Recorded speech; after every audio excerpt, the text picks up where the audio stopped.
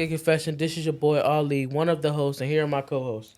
Talia, Zayana, Aaron. And Aaron is one of the new members of the Youth Advisory Council. Here we have our special guest today, the DC Attorney General. Can you pronounce your name? I don't want to say it wrong. Brian Schwalb. Brian Schwalb, right? You got it, Brian Schwalb. All right, here we have Brian Schwalb. Here today we want to ask him a couple questions about how the office runs in DC, what he does, and how did he get into it. So the first question we have is, can you explain what the Attorney General does and how your work impacts the daily lives of DC residents, especially teens? Absolutely. Really, really happy to be here with you guys today, and so appreciate you taking the time to visit with me. I'm looking forward to our conversation. So the DC Attorney General is a really important job in our city, and we have a lot of responsibilities for everybody who lives in the District of Columbia, but particularly for young people. And I hope we're going to talk a lot about what we're doing in terms of focusing on young people. But the Office of Attorney General is the law firm for the District of Columbia. We represent the district. We represent the agencies that are in the District of Columbia. We're responsible for protecting the public interest. And we think of ourselves as the people's law firm, making sure that people in the District of Columbia live healthy, happy lives. Public safety is very important to us. Protecting people and their rights and standing up for their legal rights is very important to us. And trying to make sure that we make sure DC is as safe and great a city as it can be. So part of what we have to do is when the city gets sued, sometimes they need lawyers to defend the city, which defends the taxpayer dollars that get paid. Our lawyers go to court and defend the city. Sometimes the mayor and the agencies and the council need legal advice on different issues that come up. The lawyers in the Office of Attorney General are providing legal advice to the agencies and the mayor and the council. There's a lot of work that gets done behind the scenes to make sure the city runs, to raise tax dollars or to enter into contracts to make sure that the city operates, and the lawyers in our office take care of that. So one area of what we do is the law work, defending the city when it gets sued, reviewing contracts before the city enters into them, giving legal advice. The second area is really focused on children and families. The lawyers in my office are responsible for child support enforcement. The lawyers in my office represent the Child and Family Services Agency when kids and families are caught up in the abuse and neglect system, in foster care, when kids are being adopted. And then the lawyers in our office are responsible for juvenile criminal justice. If young people, younger than 18, commit crimes in the District of Columbia, the prosecutors for those crimes are the lawyers who work in the Office of Attorney General. So that's sort of the second area of work we do. Law work, children and family. And then the third is protecting the public interest. These are the affirmative lawsuits that we bring, the investigations we bring to hold slumlords accountable, to hold people who steal wages from workers, people who are defrauding seniors or running consumer protection scams, people who pollute the environment. We are the lawyers in the law firm that hold those type of bad actors accountable when they behave badly. So we've got close to 700 people who work in the Office of Attorney General. We've got 9 different divisions that are doing the work, and we hold ourselves to be the finest law firm in the country, certainly the finest public interest law firm in the country. And I'm so blessed to work with really extraordinarily talented people that come to work every day, work really, really hard, and are mission driven in what they do. When you say there, you have three different like steps. Is there like your defiance of it, or is that like y'all like like office? So I'm the head of the office. The Office of Attorney General is led by an Attorney General who is elected by the residents of the District of Columbia. And this is something that's really important about the history of our city. For many, many years in our city, the Attorney General was appointed by the mayor and worked for the mayor. In 2010, the laws changed. The residents of the District of Columbia passed a new law and said, we want to have an elected Attorney General. We want our Attorney General to be accountable to the people. We want to be able to choose who the Attorney General is, not have the Attorney General answer to the mayor. And so in 2015, that was the first time we had an elected Attorney General. The same people that vote for the mayor are the people who vote for the Attorney General. And we are celebrating our 10-year anniversary this year as an independent elected office. And it totally changes the way you do your job as an attorney general when you think about your clients, the people who you're accountable to, as the residents of the District of Columbia, as opposed to answering to a mayor who is your boss. What inspired you to pursue a career in law and public service, and how did you become the Attorney General? It's a great question. Look, I think if I think back about what I liked to do when I was your age and things that inspired me, one thing that I always really got annoyed about were bullies. I was a pretty good athlete. I played on teams. I liked running with my friends. But there were always certain people that tried to bully their way through life because they were a little bigger, they were stronger, whatever it was. And I never liked bullies. I also was somebody who was very good at spotting when I thought something was unfair. Hey, that's not fair. I don't like it when people don't play by the rules. So those two things kind of helped me get into a mindset of what do you do when you want to stand up to bullies and when you want to stand up for fairness? Pretty quickly, it became, evident to me that being able to argue, to defend people, to protect people from bullies were things that I felt good about and things that I was naturally drawn to. And that's what lawyers do. I liked reading when I liked history. I liked arguing. And all of that kind of informed as I was growing up the classes I took, what I studied when I went to college. And ultimately, as I learned more, I thought being a lawyer was the way I wanted to try to make a living. I started my career in public service. The first job I had out of law school, I was working for the Federal Justice Department. And I thought that I would be a public service lawyer my whole career. But I have had a great career and done different things. I was in public service, then I was in private practice. I never thought I was going to run for office. I never thought I'd be an elected politician.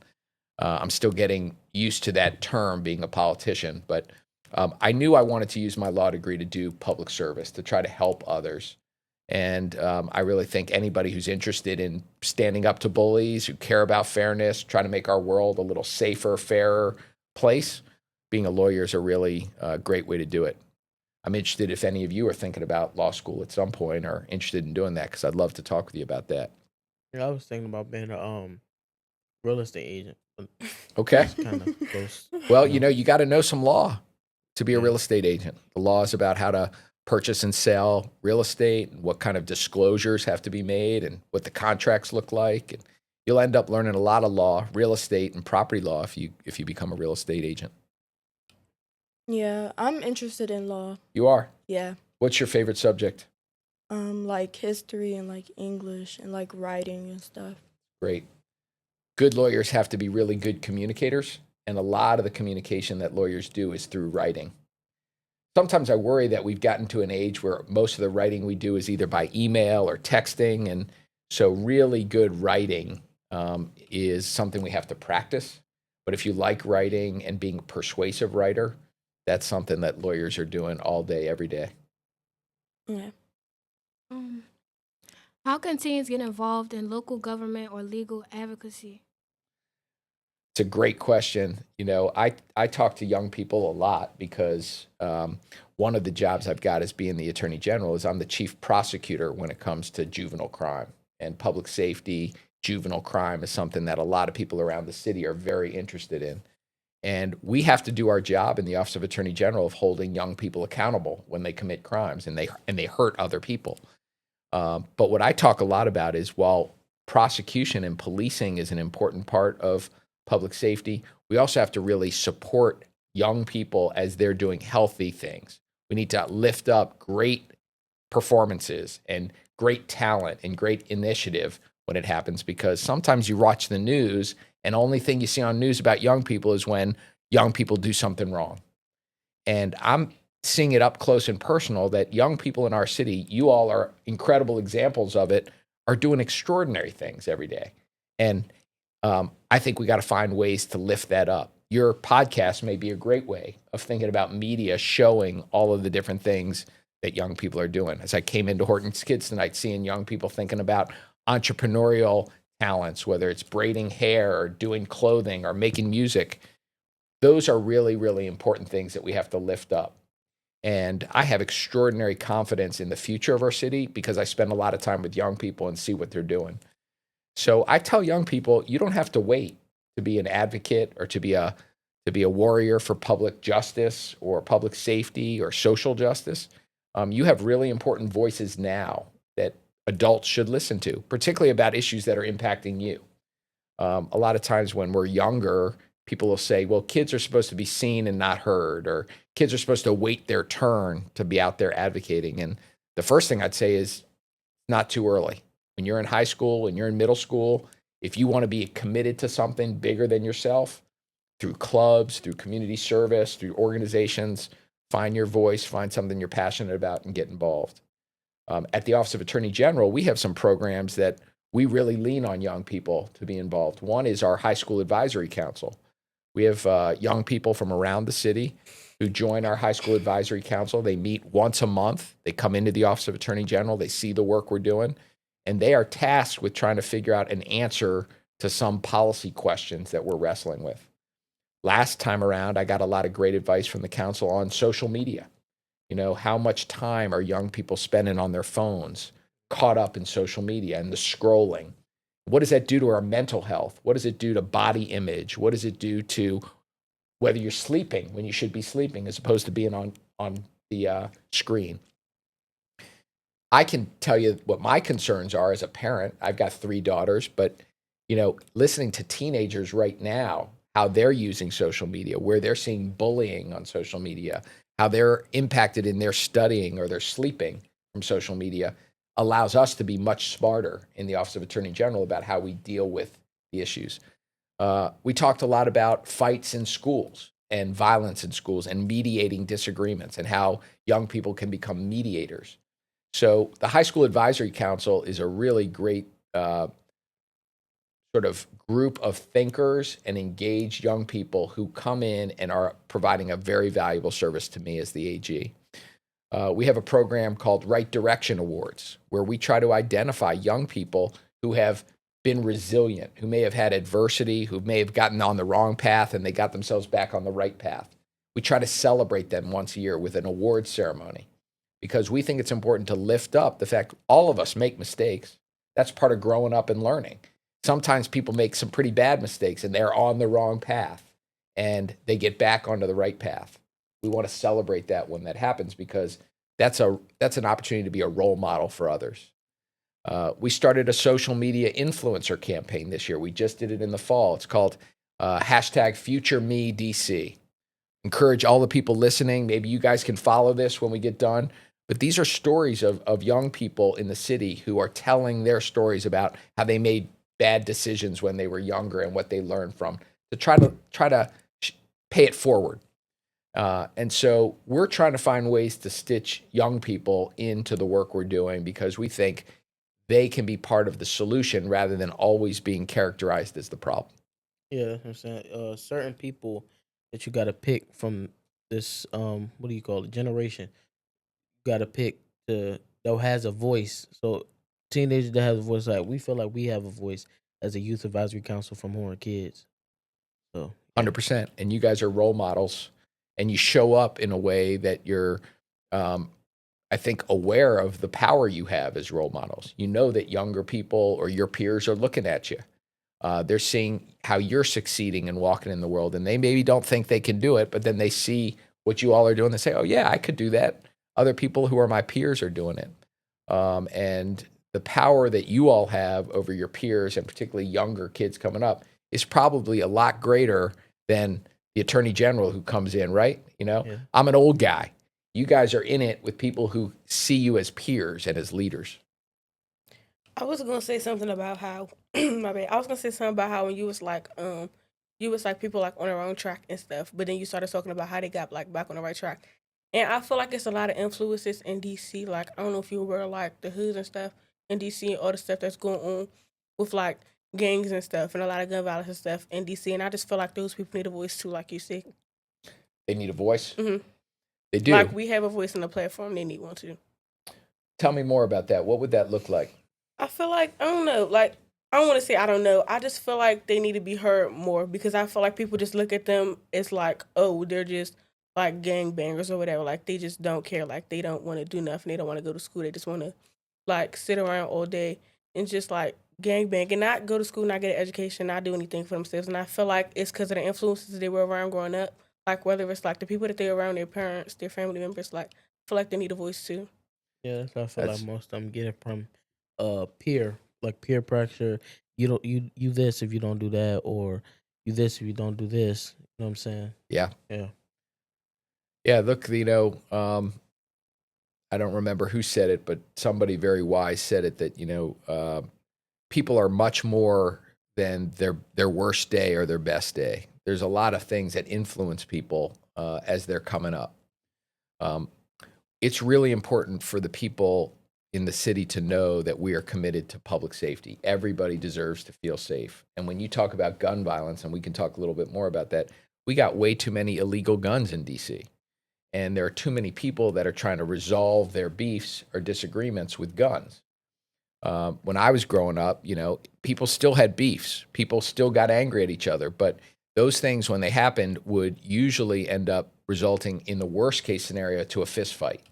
And, somebody goes home with a bloody lip or a black eye. Now, beefs are being resolved in a lethal way. And that's because it's way too easy to get a gun. And so we try to deal with how are we going to keep guns out of the city? What are some of the ways we think about gun possession? Sometimes people are carrying guns and they shouldn't have them and it's illegal and we got to hold them accountable. But we also got to understand what's the context in which these types of events are happening.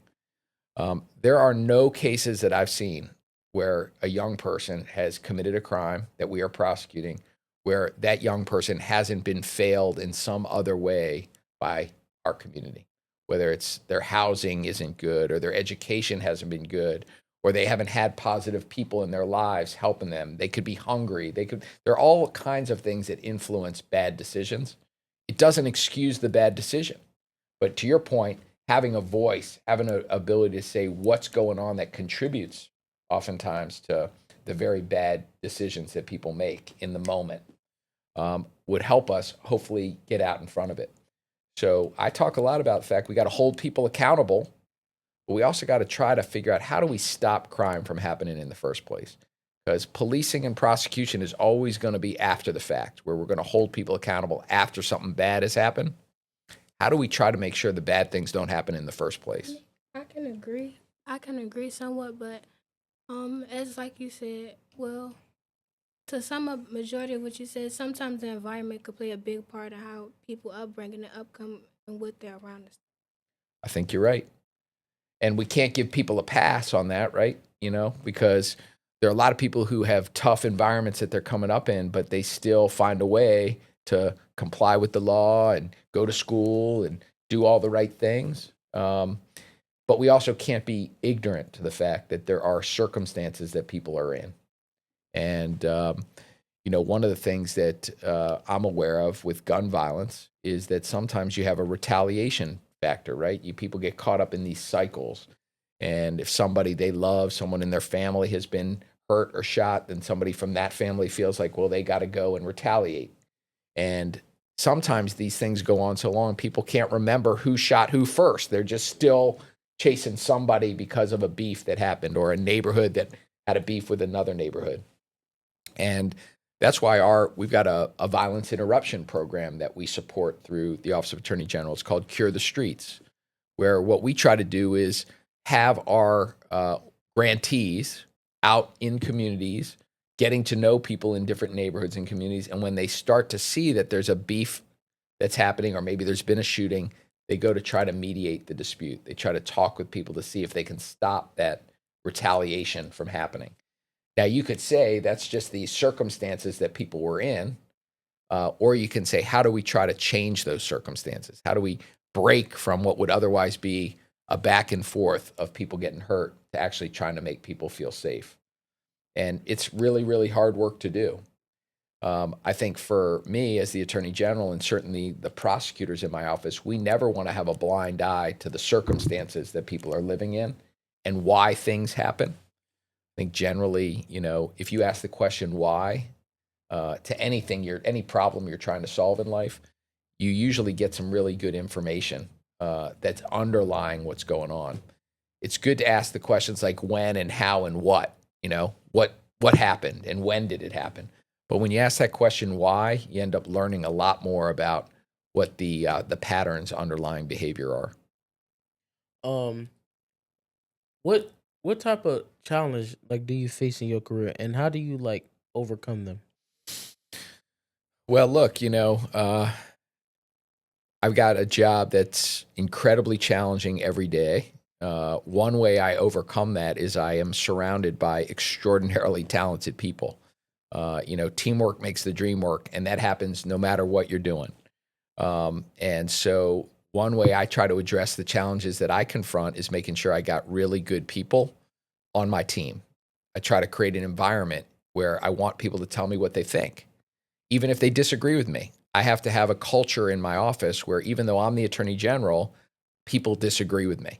Like you want to see different perspectives. 100%. I want to see different perspectives. I want to have people push back and say, hey, I hear what you're saying, AG, but have you thought about this? Or I disagree with you on that because I think something else is more important. And look, we all know it takes work to create an environment where people feel safe doing that. And I'm aware of the fact that they look at me as the boss and they may say, well, I can't disagree with the attorney general. And I got to say, yes, you can. I may not agree with you, but I got to hear from you. And you're in the room because you have a voice and you're smart and you got something to bring. And that's everyone on my team hears me tell them I got to hear from them. And I want them to encourage them to disagree. Early in my career, the challenges are like any other challenges. Like, I don't know what I'm doing. First time you do something, the second time you do something and it's new, there's a sense of insecurity. Like, I don't know how to do this. I never did it before. And how do you confront that challenge? Well, you try to find other people who can mentor you, ask for advice. When we're younger, sometimes we're too proud to ask for advice, ask for help. There are people that want to help. And I'm sure you feel like when people come to you and ask you for help, you feel good about it, right? You feel like, hey, I can pay it forward to somebody else. We should never be afraid to ask for help. You have to learn that along the way. So I made a lot of mistakes, coming up. Things where I'd have a case that I didn't handle the right way, or I lost the case. Sometimes you lose cases and you do your very, very best, but you end up losing. And so that's another challenge. How do you deal with disappointment? How do you get up and do it again the next day, even though yesterday didn't turn out exactly the way you want? So those are some of the challenges in being a lawyer is, you have a client, you have a cause, you work hard on something. Sometimes a judge or a jury disagrees with you. And how do you keep going? I think challenges are things that never go away, no matter how old you are, no matter where you are. And candidly, you don't really want to live a life where you don't have challenges, right? Because that'd be kind of boring.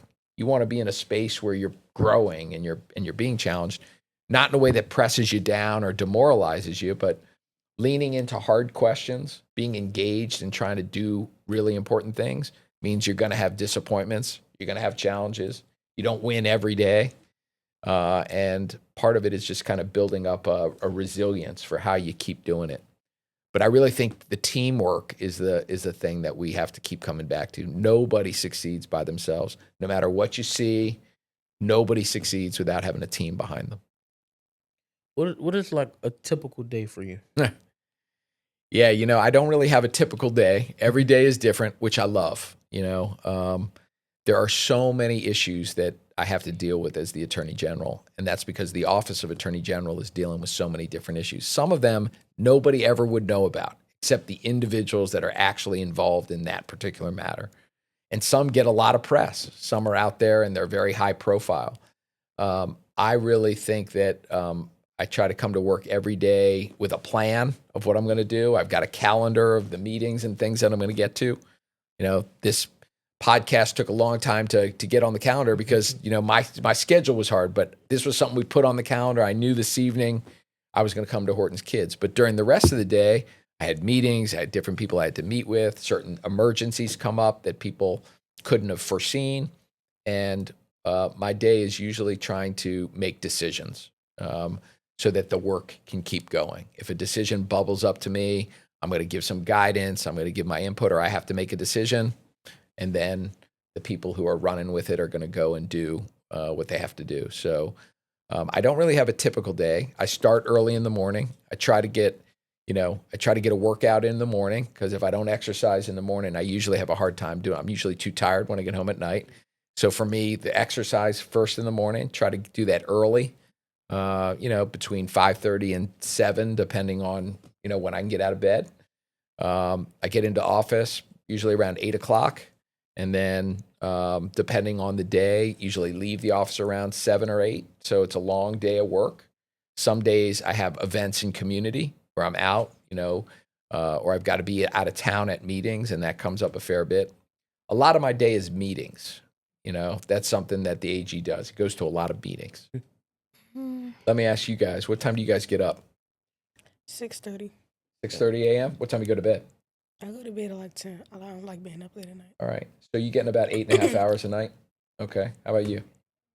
6 in the morning. I get up at 6 in the morning and go to bed. Okay. So you're getting about 7 hours. All right. Tell me, when do you get up? Mine's a bit embarrassing because I'm trying to work on my time management. Okay. But like, if I was up like late at night, I have a hard time trying to still be up when I wake up. I hear so you. I'll keep snoozing the alarm. Right. So what time do you try to go to bed?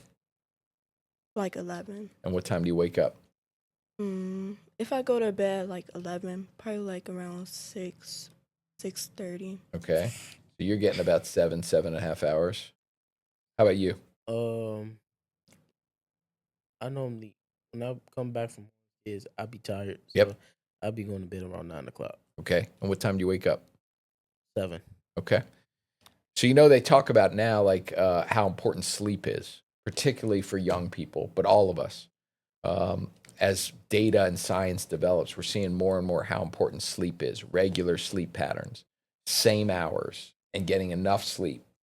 And that's one of the things when we brought lawsuits against some of the social media platforms about the impact that the social media platforms are having on young people. It's that social media use interferes with sleep. People get their alerts, or they're going to their screens, or they're communicating, and instead of getting that good 7, 8, 9 hours of sleep, it's interrupted. And that's having a real impact on school, on attention span, on health.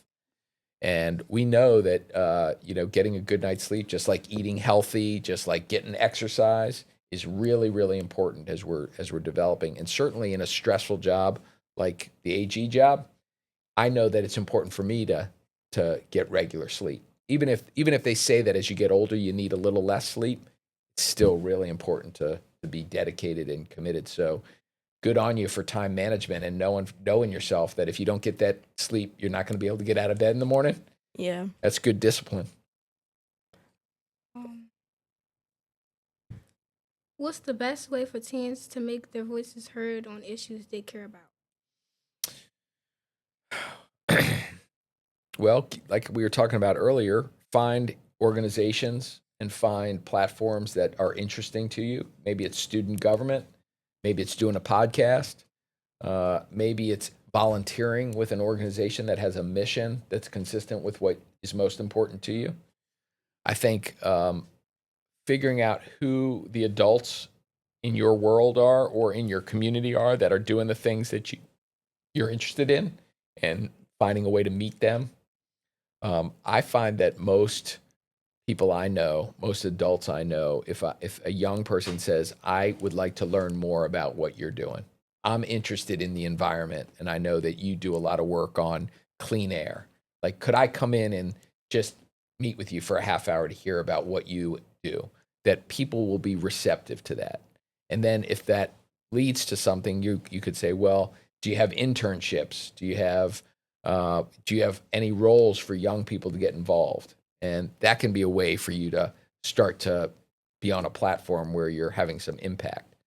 Getting together with other peers and young people. The power of young people coming together to create organizations or to create initiatives around issues is a way that you can kind of channel your own entrepreneurial organizational skills. It doesn't always have to be that you're creating a business. You can be creating a movement. You can be creating an organization that is advancing a cause. And so pretty much the sky's the limit. When we talked about that social influencer, the influencer campaign, that's just using social media and doing videos and figuring out how to post them in a way that's having an impact and gathering followers that are going to follow you. Now, I will warn that, some people use that to get people following them for things that are not positive. And sometimes people are using social media to diss one another, and to do negative things. And we got to make sure we're using that power of platform for positive things, not what you laughing at. What did I do? They ain't do nothing. What did I do? It's just relatable because it's a lot of stuff going on. Yeah, people using it for negative things, right? Mhm. Yeah, I think the main problem from this generation is the drugs. Yeah. Because a lot of them, when they don't, how do I say it? When they don't get what they want, they catch an attitude, and it gets like they get very frustrated when they're not intoxicated. Mm. And what kind of drugs are kids using? I don't know per se, but Hypothetically. I know. I see, Hypothetically, yeah. I would say marijuana. Yep. Perks. Yeah, works for some people, maybe weed pens. Mm-hmm. Those stink. Ew. Another thing is sometimes they use it, I guess, and since like we were talking about the voice thing, sometimes they don't speak up about things like their mental issues and stuff like that. So I feel like that also plays a big factor to why they use things like that, because they feel like it's something so they can release whatever's inside them. But Yeah, it's not and also actually like the happening. influences and stuff, like I was saying earlier. Like if you're around people that smoke, or like you're around people that do like drugs and stuff, you're gonna grow up and you're gonna end up like, oh, what do that feel like? And you're gonna want to do it. Yep. Yeah, and I feel like teens need more of what do you call it, social workers in their school. A lot of them, like they only have social workers for people that have 504 plans. I don't know what that's called, but Mm-hmm. or like what it is, but they don't seek to like see people that actually needs it. But a lot of people needs it. Like half of the school needs it. 100%. Yeah. Don't need it. But they just need another outlet. My bad, not to interrupt you. They need another outlet to they're not influenced to do things like that. Yeah, it goes back to the conversation we were having a little earlier about the environment and people responding to what they know and what they're surrounded by. People sometimes use drugs to self-medicate. They got trauma that's in what their I was life. saying. Yeah, they like, got that's things what that I'm saying. happen, and if they don't have social worker or psychologist or somebody to work through those issues, we know that pain that people are carrying around can sometimes lead them, one, to make bad decisions. Trauma can have people affected how they're making good decisions, or they can start self-medicating alcohol and drugs and things that aren't healthy. But we know that that's just human nature. And then if the people around them, their role models coming up because they don't know any better, are using things, then they think it's just normal. And it's a huge challenge. And that's why role models and people have courage to stand up and say, hey, let's find a little healthier way to deal with some of the things. Let me find somebody who you can talk to. We talk a lot about mental health. And, one of the things that I think is good is that people will talk about mental health now more than they used to. Used to have a stigma that you can't talk about having depression or anxiety. You can't share with people how you're feeling. I use this as an example. Like, my wife, when my girls, I got 3 girls, and when they were very, very young, my wife was diagnosed with a form of blood cancer. And we wouldn't have hesitated for a second to come home and get up on the roof of our house and scream, we got cancer, we need help. But if she had been, diagnosed with schizophrenia or depression or something, a lot of stigma associated with whether people would get up and say, hey, I need help. We have schizophrenia. We've come away from that a little bit. I think some of the stigma around mental health has come down a little bit, so people talk about it. Not as much as we should, because mental health is a really real thing. It's a big thing too. It plays a big factor of your everyday life. 100%. And so making sure people can say, I need help. But then we got to be able to provide the help, right? And we don't have enough mental health providers. Yeah. I mean, we need to encourage people. If you're thinking about a career about making a difference, think about social work, thinking about psychology, That's or what being I a want to do when I get psychiatrist. older. Yeah. I'm going to college and majoring in psychology. man, we need you.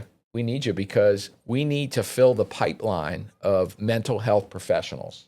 We need to fill the pipeline of teachers and educators who are informed about what it means to deal with the mental health issues and trauma issues that a lot of people carry around. And we have to continue to remind people that there is no stigma associated with mental health. If you had a disease, you'd go to a doctor and you'd figure out, how do I get healthy? Well, mental health is just like any other kind of health. And so, committing yourself to thinking about a college degree, which I love hearing that, but not just going to college, but with a purpose of what you think you want to study. That's, good on you for thinking that far ahead. It's a long road, but it's a way for you to really make a difference. All right. How are we doing on time? Yeah, we got a few more minutes. Okay. But before we, wrap up, got another question. Okay. What advice would you give to teens who are interested in pursuing a career in law or public services? Well, look, we've been talking a little bit about it already. Get engaged in something and see what you enjoy doing. Because it's one thing to think you want to be a lawyer or be in public service. It's another thing to learn and do some things to test it out. So try different things. Expose yourself to different things. I think when you're young, and I define young as pretty much until you're 40 years old, surround yourself with people who are smart, who are interesting, who you're going to learn from. Just think of yourself as building your asset base of as much as you can learn. How many relationships can you build? How many experiences can you have for you to grow? And in that journey, you may find like, hey, you know what? I like public speaking. I really like doing something like this. So I want to use my voice. I want to be on my feet, using my voice to advocate. Or go and learn a little bit about a subject matter from experts and say, you know what? I really want to be an expert on criminal justice. I want to be an expert on gun control issues. And so that's something that I have interest in and I can pursue. Sometimes we think we're going to like something and then we try it and we feel like, hey, I don't really like it. That's okay too. That's part of the process of figuring out what you're going to do. Try a lot of things. Even try things that you don't think you like, because every now and then you'll surprise yourself. I remember in law school, I had to take a class on tax law. And I was like, there's nothing interesting in this tax law class. Well, it amazed me how many interesting issues came up. And, you can make a really good living if you wanted to be a tax lawyer. So be open to being surprised by something that you wouldn't necessarily think you like. You like to read, you like to write, you like history, you told me. Are you open to also trying math and science and things that maybe you don't think you'd like, but hey, okay, I took a class on geology or I took a class in chemistry and I was surprised how much I liked it. It was hard. I wasn't as good at it, but it interested me. So the law requires hard work. There's no substitute for being a hard worker. It requires having discipline to focus on the details, to make sure you got the details and the facts and getting things right. It requires critical thinking. You're always going to hear competing points of view and competing arguments. How do you figure out what the right arguments are and what they aren't? I think it requires people skills. I think it requires listening, being open to learning. I mean, if you're going to interview a witness, you got to be a really good listener to try to figure out what that witness has to say and ask the right kind of questions. So these are things, when you start doing them, you'll find out, oh, I like that. Or I tried it, didn't like it so much, so now I'm going to try something else. So when I first learned about trying to learn about law and stuff, I applied to go to a law camp and stuff, and every day we did something around law and stuff like that. And that was a really eye-opening experience that I really liked. What was the most interesting or fun thing you learned there? The mock trial. All right. Playing the different characters and the lawyers and stuff, that was very fun to me. Yeah. And that, candidly, that was something I really enjoyed when I was thinking about what kind of law I wanted to do. Is I knew I wanted to be in the courtroom. I knew I wanted to stand up in front of a jury and make an argument. And sometimes you like to make an argument and it doesn't really matter what you're arguing about, right? It could be, we got to have an argument about this car accident that happened and who ran through the red light, or we got to have a argument about how many taxes you didn't pay when you should have paid it, or we got to have an argument about whether or not you legally had that gun or not. There are all kinds of things, but part of the fun of it is arguing and figuring out what the facts are and marshaling the best arguments and being persuasive and telling a story. And if you enjoy that, then that's a way to get a lot of joy out of what you do every day. Sometimes your clients win, sometimes your clients lose, but what you do every day gives you energy and makes you feel good and allows you to make a good living, all of that. And that's the sweet spot. You can find a way to make a good living doing something that's good, doing something that makes you feel good. Yeah, we went to a law firm about a couple months ago, or maybe last year. And we went to a law firm, and we had played a game where like they were fighting over something, and you had to guess who the person actually was, but it was like a person from a cartoon or something like that. Yeah, Yeah. Yeah, it's something you can have a lot of fun along the way. yeah. I have a The fighting question. is fun.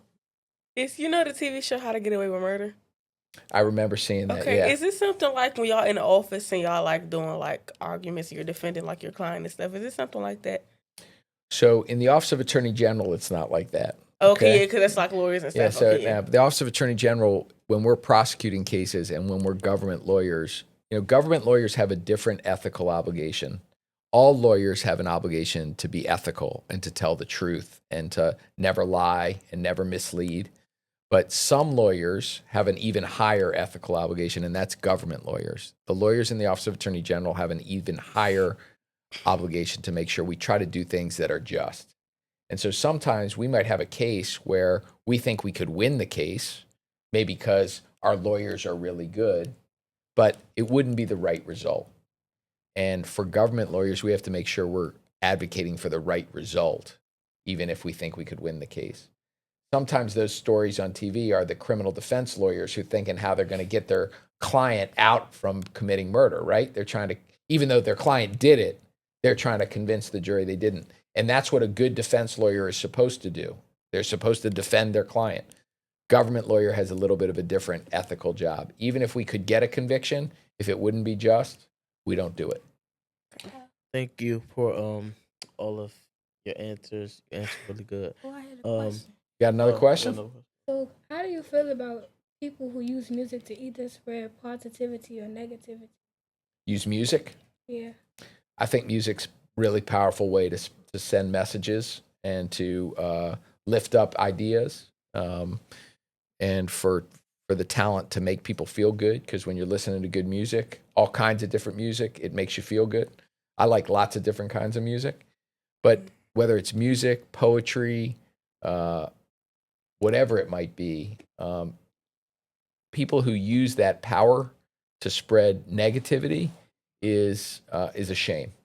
It's really a shame. And sometimes that sells, sometimes it's popular.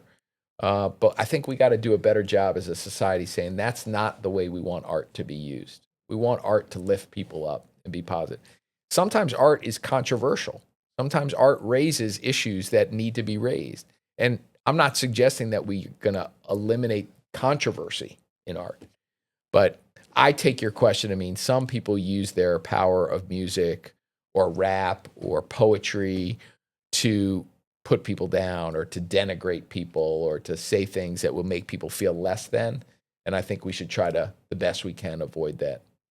Sometimes I think it'd be great if we had like one of my entrepreneurial ideas is we have a huge competition for the new great music star in our city. And the only way you can win the competition is if you come forward with a body of work that uplifts.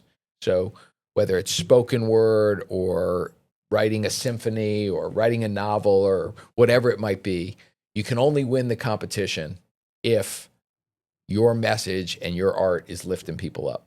And we created a market for it so that people said, I can make money being positive. Because sometimes people can make money by grabbing attention by being negative. All right. Thank you again for being a part of the HK Confessions. We'll see y'all in the next episode. But before we leave, y'all ready? Yeah. Go. You better start confessing or you better get the step because this is HK Confessions. Confessions. See y'all in the next episode. Thank you all.